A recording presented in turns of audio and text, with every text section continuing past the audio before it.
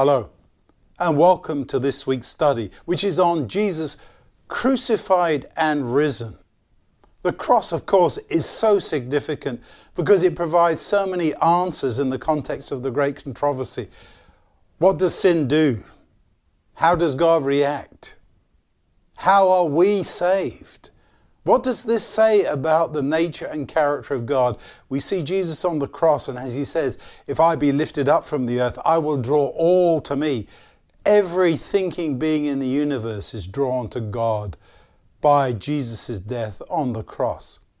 And yet, as Chuck Scriven wrote, without the resurrection, the cross is just another piece of bad news. For there were so many people who were crucified by the Romans. To go out and preach that Jesus was crucified, many people would say, well, we have somebody who's been crucified too. No, it is the resurrection that makes the cross meaningful because Jesus returned from the dead. You remember that Paul addressed this.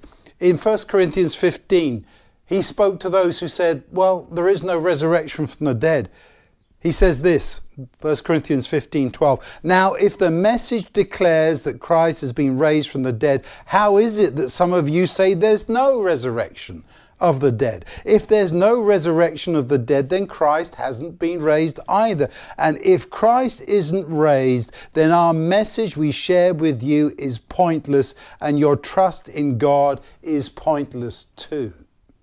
That is the real essence of resurrection. It provides meaning to all that's gone before, and it provides the guarantee that there will be life beyond this one, which is what we're looking for. And of course, as Jesus dies and is resurrected, he does prove who he says he really is. So, in this week's study, I want you to think again, what does the cross actually mean? What does it tell me? What answers does it give? And when we think about the resurrection, again, what does this say about God? What does it say about how he cares for every being in his universe? And how does he care for you and for me? May God bless you as you study